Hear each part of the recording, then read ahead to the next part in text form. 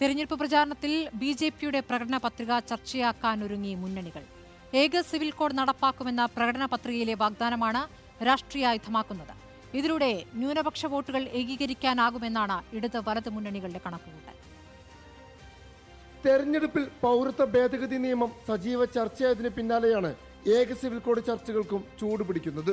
മൂന്നാം തവണയും അധികാരത്തിലെത്തിയാൽ ഏക സിവിൽ കോഡ് നടപ്പിലാക്കുമെന്ന ബി.ജെ.പിയുടെ പ്രകടന പത്രികയിലെ വാഗ്ദാനമാണ് വിഷയം സജീവ ചർച്ചയാക്കുന്നതിലേക്ക് വഴിവെച്ചത്.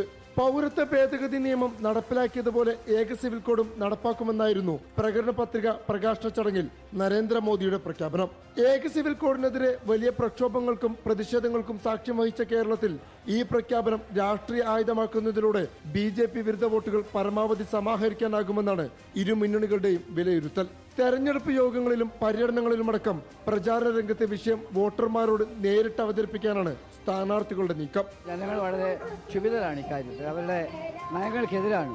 അത് ജനങ്ങളുടെ മുമ്പിലേക്ക് കൂടുതൽ അതിൻ്റെ പ്രത്യാഘാതങ്ങൾ കൂടുതൽ ജനങ്ങളിലേക്ക് എത്തിക്കേണ്ട ബാധ്യത രാഷ്ട്രീയക്കാർക്കുണ്ട്. ആ ബാധ്യത ഞങ്ങൾ നിർവഹിക്കും തീർച്ചയായിട്ടും.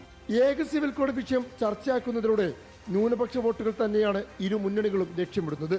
വിഷയം സജീവ ചർച്ചയാക്കുന്നതിലൂടെ ബി.ജെ.പി ശക്തമായ സാന്നിധ്യമുള്ള മണ്ഡലങ്ങളിൽ ബി.ജെ.പിയുടെ വോട്ടുകളിൽ വിള്ളൽ വീഴ്ത്താനാകുമെന്ന പ്രതീക്ഷയും ബി.ജെ.പി ഇതര മുന്നണികൾക്കുണ്ട്.